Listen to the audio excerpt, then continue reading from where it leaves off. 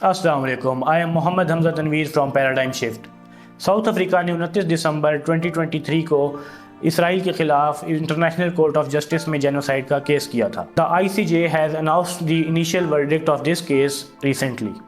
तो आज की इस वीडियो में हम उसी केस को और उसी इनिशियल वर्डिक्ट को डिस्कस करेंगे और ये डिस्कस करेंगे कि क्या इस इनिशियल वर्डिक्ट का फ़लस्तीनियंस के गज़ा के सिटीज़न्स के ऊपर कोई पॉजिटिव इम्पैक्ट होगा या नहीं। ICJ is the top court of the United Nations and it is established at the Hague. ICJ ने अपने इस इनिशियल वर्डिक्ट में इसराइल को बाउंड किया है to take all the necessary measures within its powers to prevent the acts of genocide in Gaza. यहाँ पर जो term within its power use हुई है, यही इस वर्डिक्ट की एफिकेसी पे सवाल उठाता है। ICJ के जजेस ने साउथ अफ्रीका की request of a peaceful ceasefire को भी इग्नोर कर दिया है। On the other hand, Israel wanted the case to be completely thrown out, but the जजेस has rejected that as well.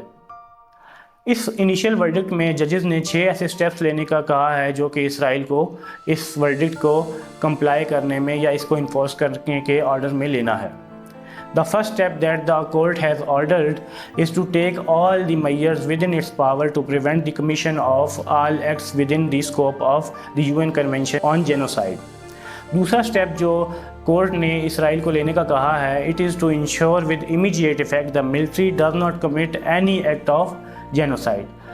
ICJ के जजेस ने कहा है कि इसराइल की मिलिट्री कोई भी ऐसा स्टेप ना ले जो कि जेनोसाइड के ज़ुमरे में आता हो। और जो तीसरा स्टेप ICJ के जजेस ने मेंशन किया है अपनी वर्डिक्ट में, it is to prevent and punishment of any incitement to commit genocide. कोई भी शख्स अगर इसराइल में जेनोसाइड के लिए इंसाइट करता है तो उसको भी पनिश करने का ICJ के जजेस ने कहा है। इसके अलावा ICJ के जजेस ने एक बहुत इंपॉर्टेंट बात की है, वो ये है कि इसराइल को उसने बाउंड किया है for humanitarian assistance of the Palestinians in Gaza. Fifth step that the ICJ judges has mentioned is to preserve any evidence relating to the allegations of genocide. और जो लास्ट और सबसे इम्पोर्टेंट बात जजेस ने कही है वो ये है कि Israel with in a month अपना रिस्पांस और एक रिपोर्ट सबमिट करवाए ICJ में, जिसमें वो इनलिस्ट करे कि उसने ऐसे कौन से मेजर्स लिए हैं जिनसे वो गज़ा में जेनोसाइड को रोक रहा है इस वर्डिक्ट के बाद। अगर हम इस वर्डिक्ट के लीगल एस्पेक्ट की बात करें तो इट इज़ लीगली बाइंडिंग, लेकिन हमें ये चीज़ याद रखनी चाहिए कि ICJ have no authority to enforce इस वर्डिक्ट। तो अब हमारे ज़हन में 2 सवाल पैदा होते हैं कि अगर ICJ के पास इस वर्डिक्ट को इन्फोर्स करने के लिए कोई भी अथॉरिटी नहीं है तो इसको कैसे इन्फोर्स किया जाएगा और क्या इसका गज़ा के शहरियों के ऊपर कोई पॉजिटिव इम्पैक्ट होगा या नहीं होगा। अगर हम इस वर्डिक्ट की एफिकेसी पे बात करें तो नेतन्याहू जो कि इसराइल के प्राइम मिनिस्टर हैं, उन्होंने अभी ही डिक्लेयर कर दिया है कि ये जो वर्डिक्ट है इट इज़ टोटली आउटरेजियस, और उन्होंने कहा है कि हमास के ख़िलाफ़ उनकी जंग ये तब तक जारी रहेगी जब तक हमास को वो कम्प्लीटली एलिमिनेट नहीं कर लेते। दूसरी तरफ अगर हम इसराइली मिलिट्री की बात करें तो within the 48 hours of this verdict Israeli military ने 373 पैलेस्टीनियंस को शहीद किया है। उसके अलावा almost 843 Palestinians have been injured within the 48 hours of this verdict. एक और बहुत नोटेबल बात यह है कि after the verdict within the 48 hours of this verdict सिर्फ 87 एड के ट्रक्स को इसराइल ने अलाउ किया है गज़ा में जाने के लिए, जो कि प्रायर टू दिस जजमेंट जो अमाउंट ऑफ ट्रक्स जाती थी गज़ा में वो इससे डबल थी। अब जो दूसरा सवाल पैदा होता है हमारे ज़हन में वो ये है कि अगर ICJ इसको इन्फोर्स नहीं करा सकती तो दूसरे कंट्रीज़ के पास ऐसा कौन सा तरीका है कि वो इस वर्डिक्ट को इन्फोर्स करवाएं।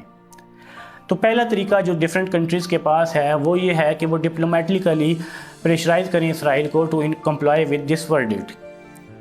और जो दूसरा तरीका है वो ये है कि तमाम कंट्रीज़ एक रेजोल्यूशन पास करें यूनाइटेड नेशंस में जिसमें वो इसराइल से ये डिमांड करें कि वो इस वर्डिक्ट से कंप्लाई करे। यहाँ बात आती है यूनाइटेड स्टेट्स के रोल की। United states is a veto power, और पहले भी इस इशू पर जितनी भी वहाँ पर पीसफुल सीज़ फायर की रेजोल्यूशंस पास हुई उनमें यूनाइटेड स्टेट्स ने उन वर्डिक्ट्स को, उन रेजोल्यूशंस को वीटो कर लिया था।